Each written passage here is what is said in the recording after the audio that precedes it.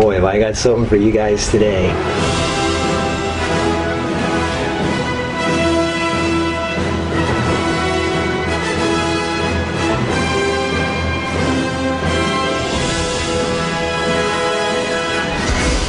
Right there, 100% raw. When I switched to raw food from a meat eater's diet, I was able to speed up my workouts radically.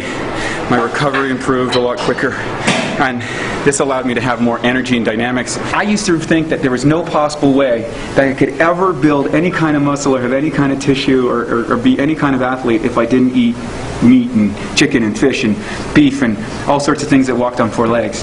As that's evolved now, I'm here in the state that I've been doing this now for over a decade.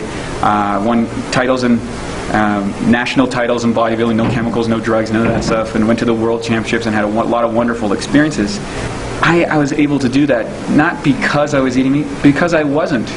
In fact, it was easier, faster, simpler, more fun, and healthier. So let's go through a routine of what Wade does every day. First thing in the morning, he starts with a glass of water. We're 75% water, so the first thing I do in the morning is I want to get all my body is hydrated, because we worry about toxins, we worry about chemicals, and I have a little saying, I go, the solution to pollution is dilution. If you look at the longest living, healthiest populations in the world, they all live high up in the mountains, and they drink glacier runoff water.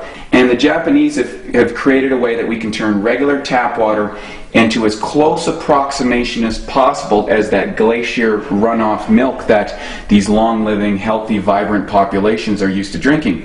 And the cool thing is you just set up, once you have the machine set up, you just turn on the water, right? We press the button, and I'm able to adjust the pH. I'm actually able to make 5 different types of water here. I mean, I make water that'll clean all the oil-based pesticides that may have gotten onto my food. I've got water that can disinfect. I got water that I can put on my beauty skin, for my skin, to make my skin nice. And I have at least one of these jars before I go out and do my exercise in my morning. We're creating a massive antioxidant. Vitamin C, for example, really, really good vitamin C might be minus 50 or minus 100. And now we're able to get an electrical-based antioxidant of around minus 300 right here. So what happens is, if you remember when we had all those little swirling electrons, that little cloudiness inside there, I'm pouring that inside my body, and not like an electron that I get from a food where it's got to be broken down into an ash and take the free radicals. This way I can deliver the electron right into the cell. Now, one of the key reasons of why I was able to train faster, harder, and longer than other people on probably less food and that sort of thing is because I was putting so much antioxidant power based on this technology into my body that was flushing out all the damage that I was doing from exercising. So what I do in the morning after I've consumed my water is I get up and I jump on my mini trampoline, on my rebounder, and what this does is this gets all 100 trillion cells in my body acting like little pumps. Each one goes like this. And by doing that, I'm not just working my muscles like when we go to the gym. I'm actually working my brain cells, my liver cells. I mean, how do you do a push-up for your pancreas? No impact on the joints. My knees don't get hurt. My hips don't get hurt. We have people in their 90s on this thing. After rebounding, Wade and I got our fresh air, sunlight, and cardio in the mountains of beautiful Sedona, Arizona, where we happened to be that day. Forget treadmills at the gym. Fresh air and sunlight is the way to go. There's nothing like starting your day with some good stretching to open up those energy pathways in your body. I'm really like a non-conformist stretcher, if you will. I didn't fit into classes very well when it came to stretching. I tried the stretches, and I'm just not naturally a great stretcher. But when I just said, well, how about I just do what I feel like? Then stretching becomes really, really fun. When you contract the muscle really hard, you actually stretch the other side of the muscle. So when I do a strong bicep contraction, I'm actually stretching my tricep. So you don't do the same stretches every day? No, I don't do the same. I just do whatever. If I feel tension in the body, then I stretch it. If I don't feel tension there, I don't worry about it. Oh, that feels good. We live in the most connected times ever, but we're oftentimes the most disconnected from the people that we care about. Right. You know, so disconnected from the earth, disconnected from each other, disconnected from the nature. You know? I'll stretch this. So she's stretched right now. She's stretching out my lats. Yeah, I love that one. High five. Once you stretch, pop up, you're ready to go for a run.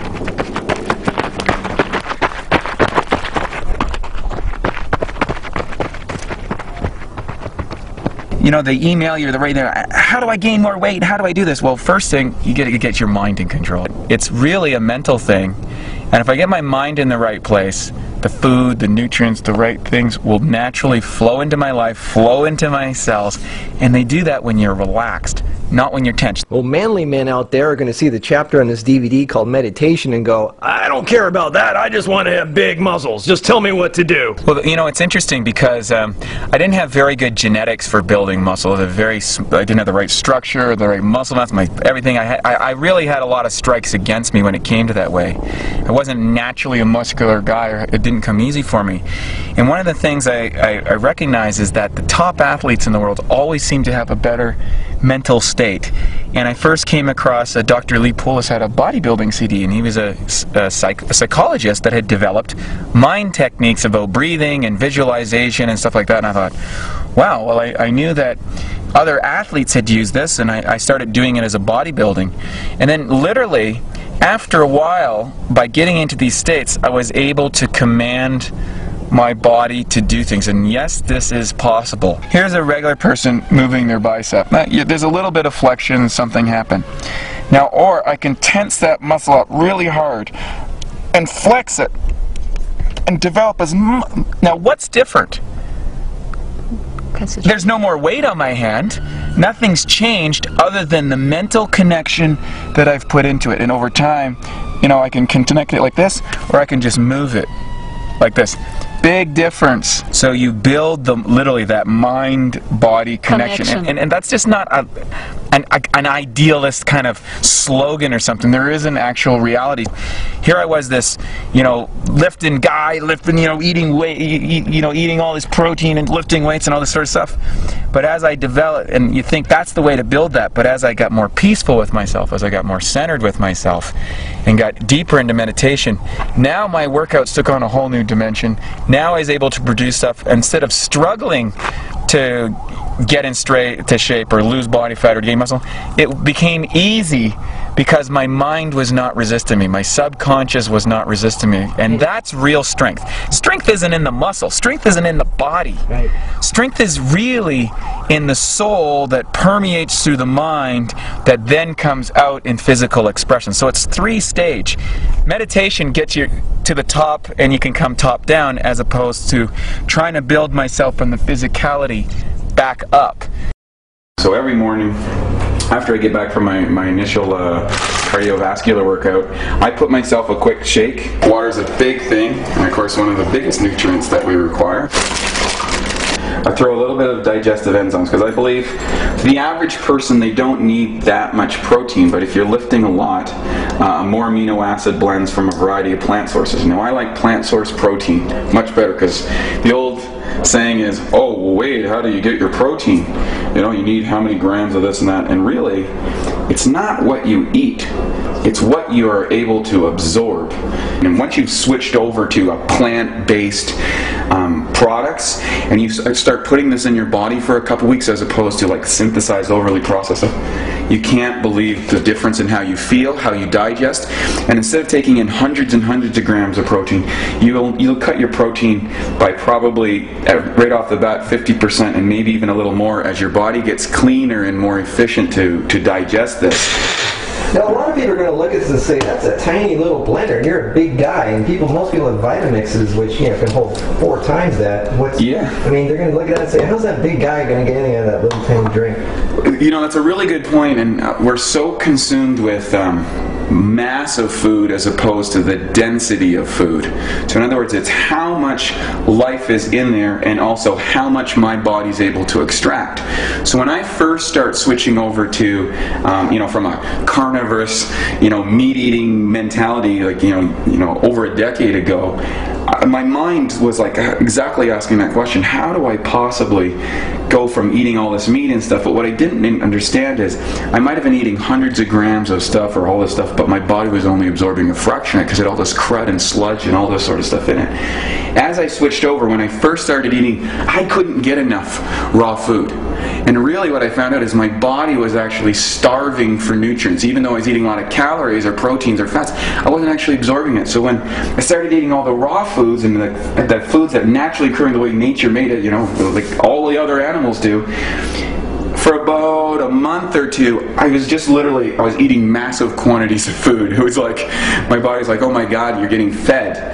And then as it went off, it's kind of like a refeeding period where you get nutrified, as I say. You know, your body fills up its nutrients inside it, and then it's like, well, I just don't need that much. And most people are shocked that in the course of a day now, because I've been doing this for a long, long time, I'll have one of these shakes in the morning. You'll see this, you know, this afternoon we'll go in and I'll have a massive salad to get lots of fiber and that sort of thing, and all sorts of vegetables and nutrients. And then maybe a shake in the evening, or go out with my friends for a nice raw meal where we'll have some of the funner stuff in the raw food with some of the desserts and stuff. And that's it. And people are like, how is that possible? You can build muscle. But if you look at moose, you look at this giant moose in the forest, it's 1,500 pounds walking through the swamp, and what does it eat? It eats some moss and some grass and that sort of thing, and it's massive and huge. But again, it's not eating candy bars and potato chips or gooey, sludgy foods that stick inside the system that plug up its ability to assimilate it. When I first started out, I was so concentrated. How much weight can you lift? How much can you bench? How much can you squat? What's interesting, the more successful I got in the sport of bodybuilding, got better and better and better. I actually was using less and less weight, even though the individual body parts were actually stronger. My mind-body connection improved so much. I was able to take a weight that was a fraction of what I could actually lift and work my muscles so much harder. The weight's not that important, the intensity is. So just to give you an example, I can throw this weight up here and not work my body that much, or I can muscle it up with the tension like this and work my biceps really hard. So exercise should be as much concentration as it is perspiration. I can get a full body workout in 30 minutes, but very, very high intensity. Just by, now I can concentrate again. When I do competitions, 100% raw, no cooked food, no anything like that. Like, it is pristine because I'm at a very, very high performance level. 30 minutes is all I need, probably 3 times a week. And I usually get between 4 and 5 workouts in a week. All right, put that a shake and blend it. AWESOME is an acronym that stands for air first, get your breathing down first. Water, the best, highest quality water you can possibly put in your body. Exercise, do exercise every single day, something that you like, something that you value. Lots of sunlight, look at your nutrition from a sunlight component. O is the optimizers, that's where you get into enzymes of probiotics, vitamins, minerals, essential fatty acids, amino acids, which is going to vary for each person.